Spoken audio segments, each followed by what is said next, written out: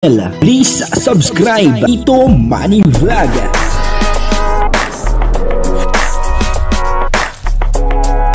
Payagan po si Tito Manny Vlog na mag-reactor para pambiling gamot sa kanya pong karamdaman. Wala man siyang records ng ng awayan.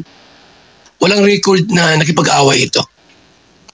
So okay lang yun kay Tito Manny. Ayun po, dito po sa video ito ay makikita natin kung sino yung pinaka-popular, doon po sa YouTube channel ni Kalinga Prab. At kasi pinakita niya po kung sino talaga yung mas nangunguna, sa views. Ipinakita niya ni Kalinga Prab. Kasi meron pong parang nag-question, kay Kalinga Prab, hindi maganda yung tanong. Parang gano'n, At parang may nagreaksyon, tapos yung mga nagko-comment, mga basher ng Kalingap, Huwag naman pong gano'n, kasi kawawa naman po, siyempre, sila Kalinga Prab, kasi siyempre, ang hangad naman po nila sa pagtulong din lang, Kaya, panoorin po natin yung video, at dito po malalaman natin kung sino talaga ang pinakamaraming views, na sa mga na-upload ni Kalinga Prab, Pero bago po yan, siyempre ako muna po ay bumabati sa inyong lahat ng magandang umaga, magandang tanghali at magandang gabi sa inyong lahat mga kapatid, kung saan man kayo ng panig ng mundo naroroon ngayon ay mag-iingat kayo palagi at pagpalain kayo ng ating Panginoon. Maraming salamat din po sa patuloy na tumatangkilik sa aking YouTube channel at nanonood sa aking video reaction. Patuloy lang po natin suportahan sila Kuya Bal Santos Matubang, Kalinga Prab at Ate Edna Vlog. Kung nanonood po tayo ng kanilang mga video, ay huwag po natin skip yung ads upang sa ganon ay patuloy tayo makatulong sa kanilang adhikain sa pagtulong sa ating kapwa na naghihikaw sa buhay. Ito po yung video, At ang kabuuan po ng video ito ay mapapanood po natin siyempre sa YouTube channel ni Kalinga Prab. And kung titingnan nyo naman po sa, sa channel ko, check natin para lang malinawan yung iba na sinisilip daw. Bakit? Ito, hindi ko po inaano ang Rochelle kasi si Rowell, okay kami yan sa Rachel, okay din kami. Yung mga mga nakikisaw-saw na nagagawa ng reaction video about dyan, na yun nga, kumbaga may mga bad comments about sa akin, kay Papa, and sinasakyan pa nila na, ganyan, yung kinita nga ng di daw sapat sa naitulong natin kay Rachel. Ayan. So, sa akin po kasi sa pag-vlog ko, ginagawa ko lahat para mag-gain tayo ng views and yung pagtulong natin ay mas matulungan lahat, So, swerte natin kapag may viral kasi matutulungan natin, marami tayong matutulungan. Ayan. So, ayan. Saka sa channel ko naman talaga ay kung titingnan natin sa ayan, wait lang po sa videos natin. Ayan, punta tayo sa video and sa popular. Ayan. Kung titingnan nyo dito sa popular, karamihan dito. Panguna kay Reyna. Pangalawa kay Reyna. Pangatlo kay Marian. Ayan po, Pang-apat kay Indian Foreigner. Ayan, kay Tate Robin. Pang-apat. Pang-lima, nagugulat ito. Pang-lima kay Freddy, Nag-viral si Freddy, Pang-anim kay Reyna na naman. Pang-pito kay Lola Damiana. Pang-walo, Indian Foreign, Tate Robin. Pang-siyam, si Diwata, si Joy. Diyan po makikita sa videos and popular para malaman niyo po kung alin po talaga yung pinakamaraming views ko at saan ako mas maraming million views, Kasi yung iba iba yung ano lang naman po ito, rin po aware din yung iba. Ayan, pang-sampo, si Reyna na naman. So kung mapapansin si Reyna po talaga yung natin. Kaya wag po sanang yung ibang fans na yun nga po, yung love team na yun daw, yung talagang yung daw tulong ay hindi daw natin naibigay. At doon daw tayo talaga mas nakilala at mas nag-boost yung subscribers natin. Hindi po, ito po, gusto ko lang maliwanagan po yung iba. Kasi sinisilip po kasi yung mga views daw natin sa Rochelle ay hindi daw sapat yung yung naitulong natin. Pero kung titingnan nyo po, ito po yung pinakamaraming views natin. Pang-10 na, pang-11, si Rubilin. Ayan. O wala pa rin po yung Rochelle pang-11. Pang-12, si Reyna naman. Reyna again. So pang-13, ayan, nandito na po si Rachel.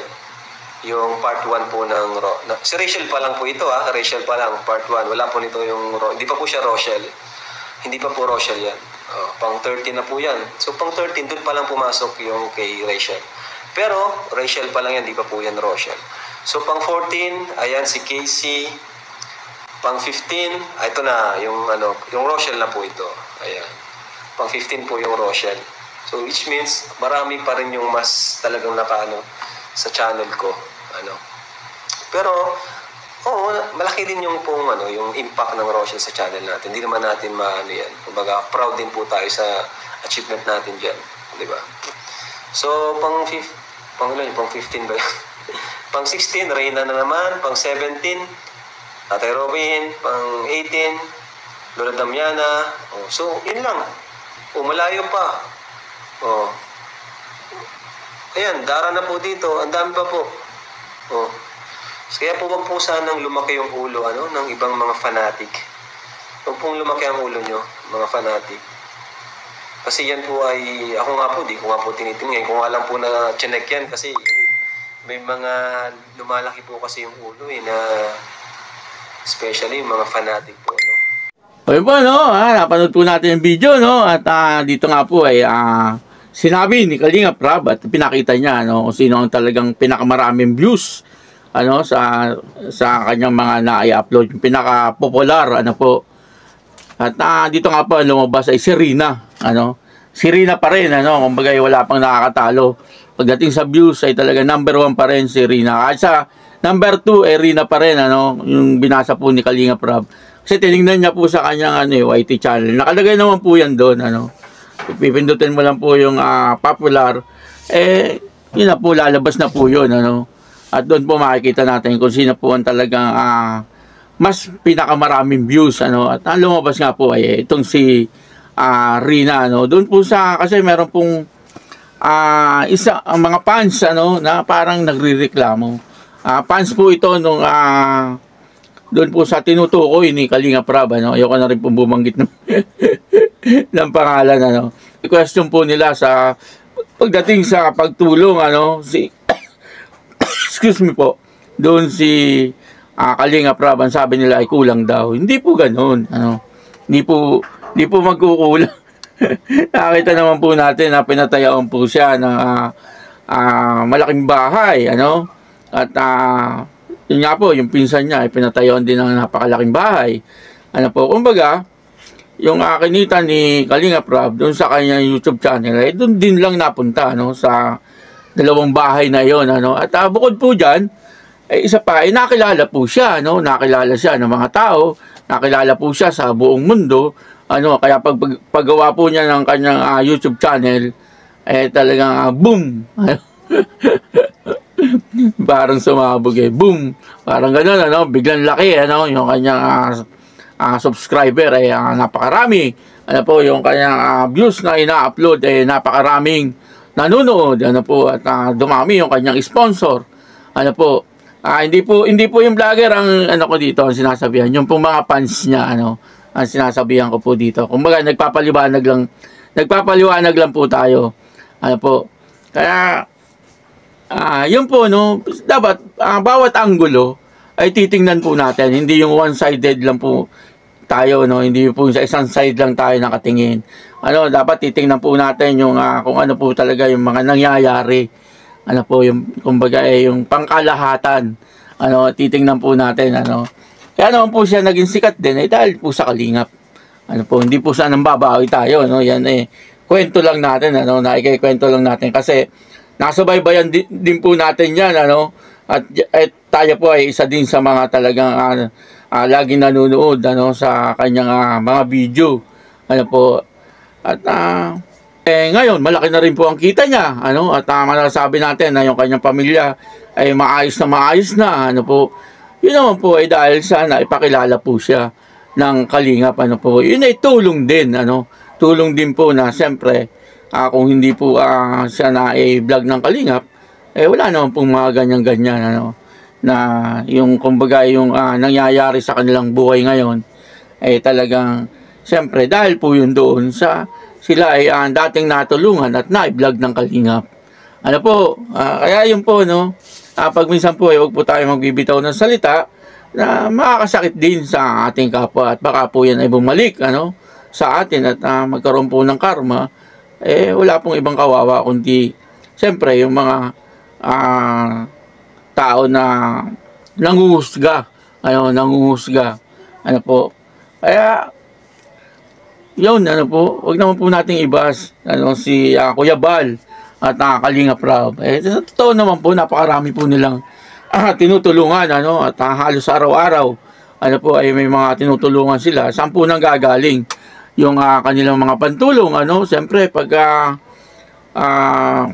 wala silang sponsor, sa YouTube channel, ano, ni Kuya Bal o kaya ni Kalingap Rab nang gagaling yung kanilang mga pantulong, ano po. Kaya kung baga nangyayari po, yung, katulad nga po nung na-explain ni Kalingap Rab, kunyari may nag-viral, ano, katulad po ni Rina, kunyari nag-viral si Rina, yung pong kinikita nun, yung iba, naibibigay din niya po doon sa mga kanyang mga tinutulungan.